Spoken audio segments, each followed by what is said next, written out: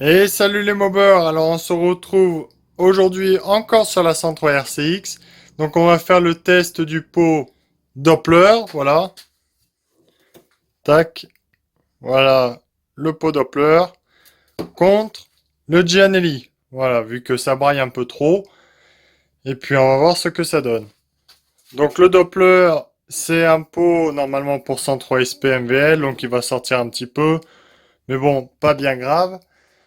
L'avantage, c'est quand même un bon pot qui est assez plat en bas. Il a quand même pas mal d'allonge. C'est un bon petit compromis pour tout ce qui est petit kit, pas très haut diagramme. Voilà, bon, moi j'ai pas mal de soucis. Voilà, ici on a dû tout le renforcer, vu qu'il a cassé. Bon, ben, pour le moment ça tient. Il y a quelques micro-fissures qui apparaissent de temps en temps, donc on refait quelques cordons de soudure.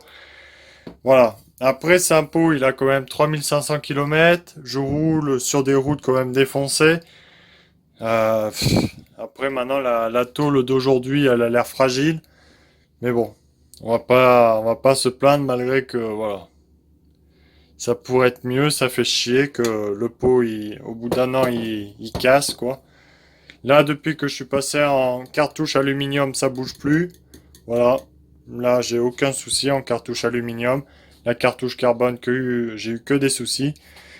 Après, ça dépend les configurations, tout ça. Donc, bref, assez de blabla. On va l'essayer sur la 103 RCX, voir ce que ça donne. J'espère que ça va être un peu plus plein parce que le Gianelli, c'est un vrai poumon. Il a rien, quoi. Il braille, et puis il a rien. Allez, voilà, le pot Doppler est installé. Donc, il reste plus qu'à faire le test sur route, voir ce que ça donne. Donc, je l'ai installé vite fait ici. Bon, ben voilà, hein. Que voulez-vous, hein. Tac. C'est pour un test, voir si ça marche mieux ou pas. Et puis allez, c'est parti.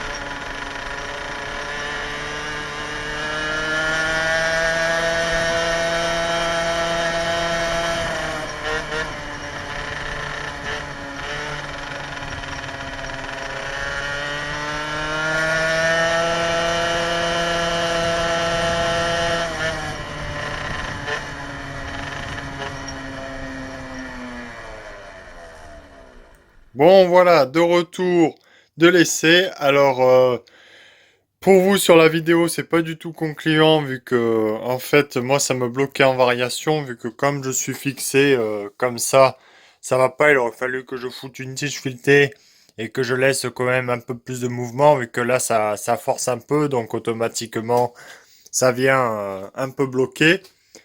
Mais sinon, on sent quand même il a beaucoup plus de couple, il est quand même un peu plus garni, il se lance un peu plus rapidement. Voilà, on sent qu'il y a quand même une meilleure poussée, ce qui est quand même plus agréable.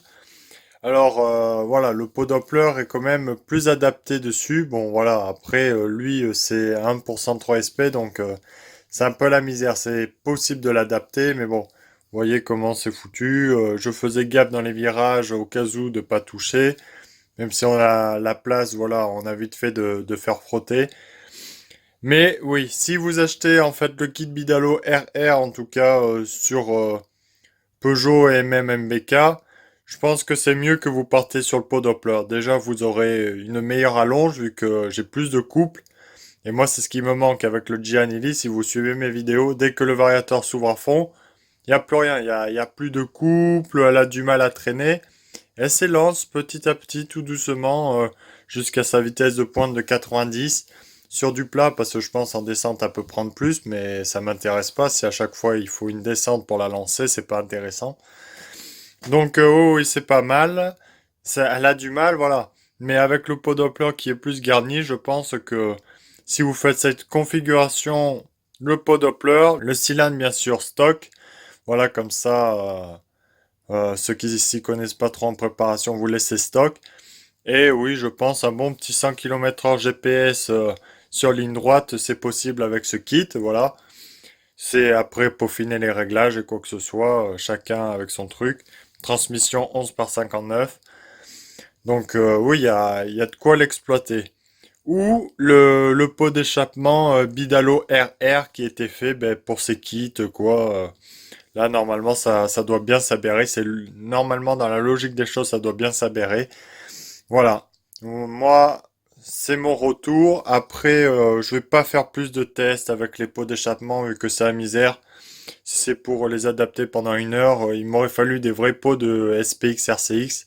J'en ai pas, j'en ai 3 de SP et que un de SPX RCX, le Gianni. Donc, j'ai pas trop de choix.